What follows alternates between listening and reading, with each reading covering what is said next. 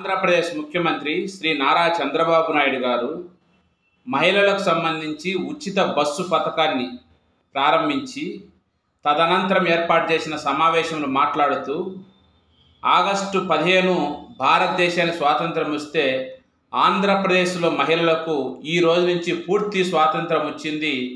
ఈ పథకం ఒక చరిత్ర కోసమే నేను ఇన్ని రోజులు ఆగాను, ఈరోజు ప్రారంభించానని చంద్రబాబు నాయుడు గారు మాట్లాడడం జరిగింది. సరే, చరిత్ర కోసం ఈ పథకం ప్రారంభించినాడు అనుకుందాం. మీరు అధికారంలోకి వచ్చింది ఎప్పుడు? 2024 జూన్లో అధికారంలోకి వచ్చింది కదా, అంటే ఆ సంవత్సరంలో ఆగస్టు వచ్చింది కదా. అప్పుడు ఆగస్టు 15 నుంచి ప్రారంభించి అప్పుడే చరిత్ర సృష్టించవచ్చు కదా. అంటే మహిళలను కూడా చంద్రబాబు నాయుడు గారు ఏ విధంగా మభ్యపెడతారో, ఈ చరిత్రల పేరుతోనో ఈ గొప్ప పేరుతోనో ఏ విధంగా మోసం చేస్తాడనేది మనకు క్లియర్గా అర్థమైపోయింది. సరే, మీరు ఏదో ఎన్నికలకు ముందు ఒక పథకం చెప్పిండ్రు, అది అమలు పరుస్తుండ్రు, మంచిదే చేయండి, కాదని ఎవరు అనట్లేదు. దానివల్ల ఎంతో కొంత మంచి కూడా జరుగుతుంది.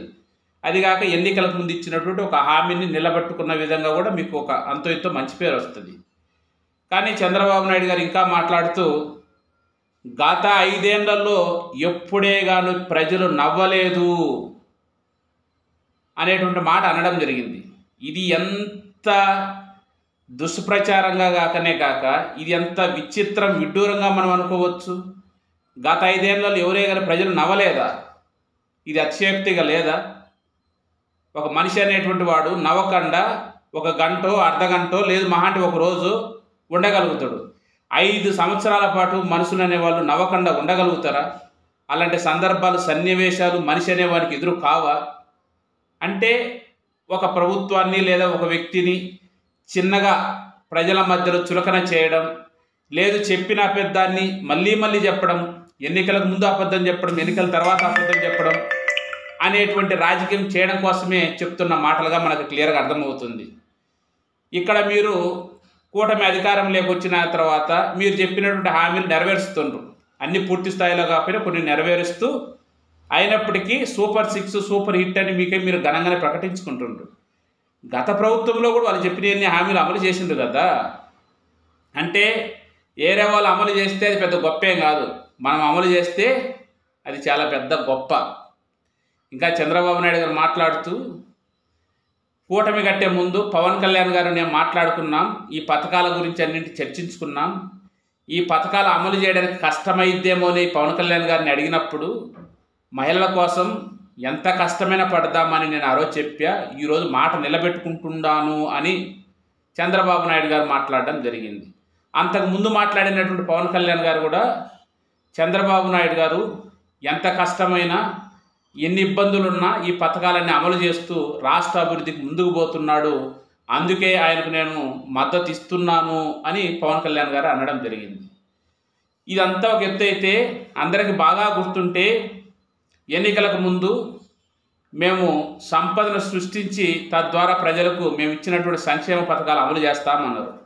ఈరోజు మీరు చేసినటువంటి సంక్షేమ పథకాలు అవి ఎన్నెన్నా కానీ అవి కానీ ఇప్పుడు అమలు చేస్తున్న ఈ స్త్రీ శక్తిలో భాగంగా ఉచిత ప్రయాణానికి సంబంధించిన పథకం కానీ మీరు ఏ విధమైనటువంటి సంపదను సృష్టించి ఆ సంపద ద్వారా ఈ పథకాలకు డబ్బులు ఇస్తున్నారో ఒకసారి ప్రజలకు చెప్తే చాలా బాగుండేది.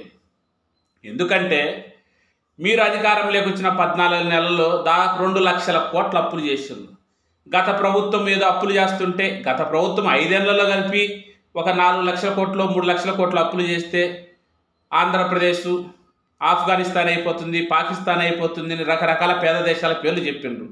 కేవలం 14 నెలల కాలంలోనే 2 లక్షల కోట్ల అప్పులు చేసింటే దీన్ని ఎట్లా చూడాలి, ఎట్లా అర్థం చేసుకోవాలి, మీరు ఎట్లా చెప్పుకుంటున్నారు, దీన్ని ఎలా సమర్థించుకుంటున్నారు మీరు?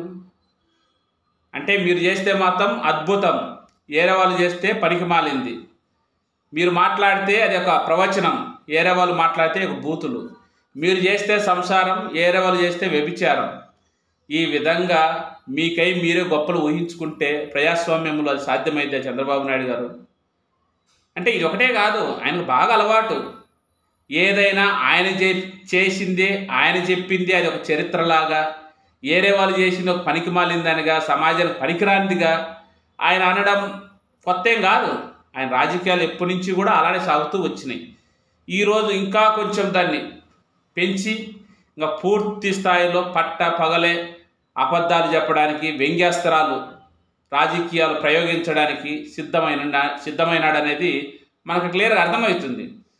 అందుకే బహుశనేమో రాయలసీమలో ఒక సామెత ఉంటుంది, చెప్పేవాడు చంద్రబాబు నాయుడు అయితే వినేవాడు ఎర్రేవాడు అని. అట్లే ఉన్నట్టుంది. లేకపోతే ఇదే విచిత్రం అండి. ప్రజలకు ఇచ్చిన హామీని నెరవేరుస్తున్నారు, నెరవేర్చండి. అంతేగాని గత 5 ఏళ్లలో ఎప్పుడే కానీ ప్రజలు ఎవరు నవ్వలేదు, అసలు స్వేచ్ఛ లేదు, అసలు ఇంతకుముందు ఎవరే కానీ బస్సులో ప్రయాణం చేయనట్టు. ఇంకా ఎంత ఆశ్చర్యం కదా చంద్రబాబు నాయుడు గారు మాట్లాడుతుంటే. ఇంతకుముందు ఉన్నటువంటి ఇబ్బందులన్నీ అధిగమించి ఇప్పటి నుంచి స్త్రీలందరూ ఫ్రీగా ప్రయాణం చేయొచ్చు. సరే, ఈ పథకం పెట్టిన బాగానే ఉందని ఆల్రెడీ చెప్పినాం. అంటే ఈ పథకం లేకముందు ఎవరే కానీ స్త్రీలు ఎక్కడే కానీ ప్రయాణించలేదా? ఎవరు స్వేచ్ఛగా తిరగలేదా?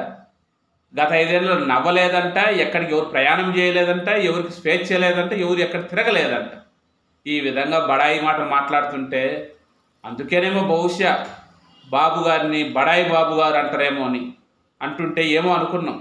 ఇవన్నీ చూసినప్పుడు అదే నిజమనిపిస్తుంది. చూద్దాం ఇంకా ఎన్ని చెప్తాడో. ఓకే, రైట్ ఫ్రెండ్స్, మన ఛానల్ పొలిటికల్ డైరీ 365ను అందరూ దయచేసి సబ్స్క్రైబ్ చేసుకోండి, లైక్ చేయండి, షేర్ చేయండి, కామెంట్ చేయండి. ఈ విధంగా చేయడం వల్ల మనం చేసే వీడియోలన్నీ కూడా తొందరగా చాలా వేగంగా అందరికి చేరే అవకాశం ఉంటుంది. దాని మూలంగా వాళ్లకు మనం చెప్పేటువంటి విషయాలపై వాళ్ళ అభిప్రాయాన్ని వ్యక్తం చేసేటువంటి అవకాశం ఇచ్చిన వాళ్ళుగా మీరందరూ నాకు సపోర్ట్ చేసినట్టుగా నాకు అవకాశం ఉంటుంది అనేదే నా యొక్క అభిప్రాయం.